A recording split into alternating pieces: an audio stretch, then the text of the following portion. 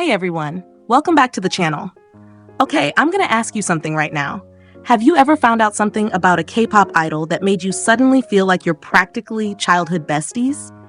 Like y'all were eating the same snacks, breathing the same tropical humidity, and maybe going to the same mall without knowing destiny was preparing a K-drama plot twist? Well, today is that day, because we're diving into the childhood story of the one and only the prince of visuals, the human sculpture, the man whose face literally makes people question their self-esteem levels. Chanu. And guess what? He didn't just grow up in Korea. Nope.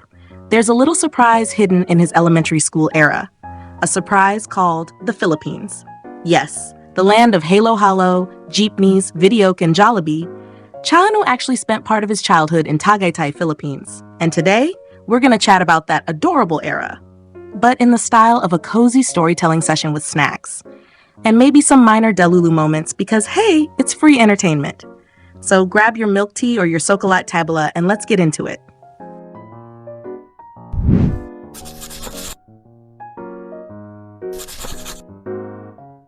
So let's rewind the timeline.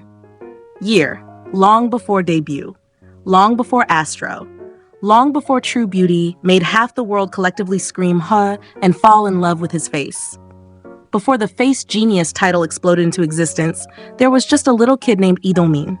Born on 30th of March 1997, somewhere in Kumpo, Gyeonggi Province, this cute tiny child had no idea he would grow up to break the global beauty scale.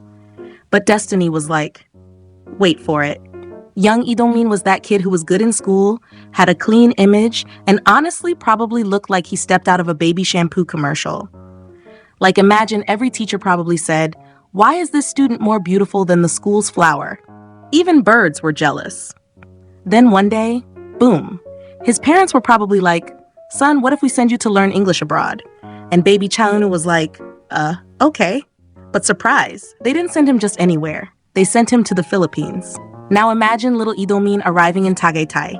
The cool breeze, the volcano view, the weekend road trips with tons of food stops, and he's there like, wah, what is this paradise? Probably enjoying life like morning English class, afternoon, running around outside because Tagaytay weather is amazing. Evening, eating something delicious I just learned to pronounce. And you know how Filipinos are. You see a cute Korean kid and instantly someone's aunt will try to adopt him. Like, tita mode activated. Ay nako, ang guapo naman ng batang yan. Kumain ka pa, hijo. Every single day. In some alternate timeline, a tita definitely said, you should join showbiz. And the universe was like, oh, don't worry, he will. But at that time, Lee Dong-min was just vibing. He was in the 4th grade, doing normal kid things, probably trying to master both English and Tagalog words like masarap and opo, and maybe secretly saying salamat po in the cutest accent ever. He stayed for about 6 months, not just a quick vacation. He lived there, went to school, learned, played, made friends, probably ate chicken joy at least once. And the Philippines, as usual, adopted him emotionally. Filipinos love claiming people. You know this. Like, oh, you stayed here for 1 second? Congratulations, you are now basically Filipino. 6 months may seem short, but you know how memories work.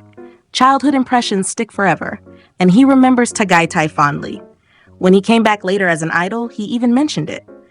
Thank you. How does it feel to be back? Oh, I feel really nice and I missed my Philippine fans and good to see you again.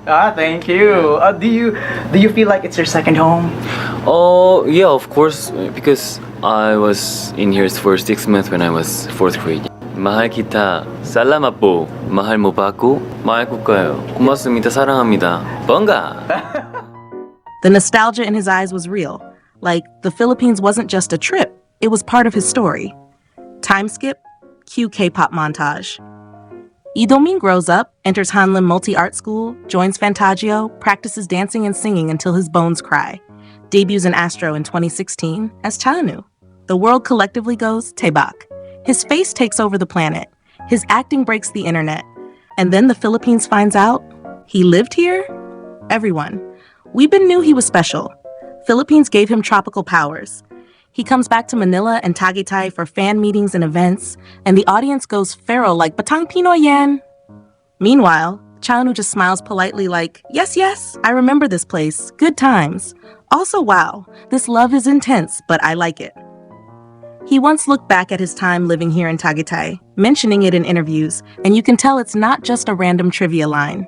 It's a warm memory, a piece of himself outside of Korea, something that shaped his childhood at a young age. And honestly, that is what makes the story heartwarming.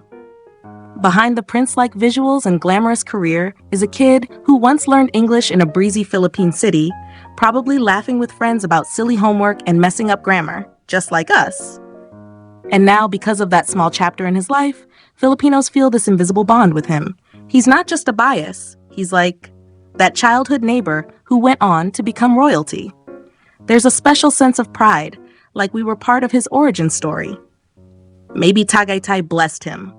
Maybe English teachers there unknowingly helped shape a future superstar. Maybe a Filipino friend taught him something that stayed in his heart. And that is where the story feels bigger than trivia. It's the reminder that every superstar once lived a normal life, in a normal neighborhood, in a different country, before fate turned him into a global icon. And now, when he steps on Philippine soil, fans' screams could be heard by ancestors. The love is loud, the memories are soft. So let's appreciate the kid he was. The boy who went to a foreign school, learned English, and experienced another culture. That curiosity, that humility, that simple, childlike bravery, they help shape the man we admire today. Chanu isn't just a beautiful face. He's a person with real memories. And some of those memories belong to the Philippines. All right, my friends, that is the long, cozy story time of how Chanu once lived in the Philippines as a kid, and why that little fact makes our hearts do tiny cartwheels. What do you think? Does this make you feel slightly more connected to him? Like, if destiny had shifted by 1 centimeter, maybe you could have been in the same class as him? Maybe you were? Check your old class photos. If you enjoyed hanging out today, let me know your thoughts in the comments below. Tell me if you want more idol childhood story times. Thank you so much for watching. Please subscribe, like, and share if this video made your heart smile even a little bit.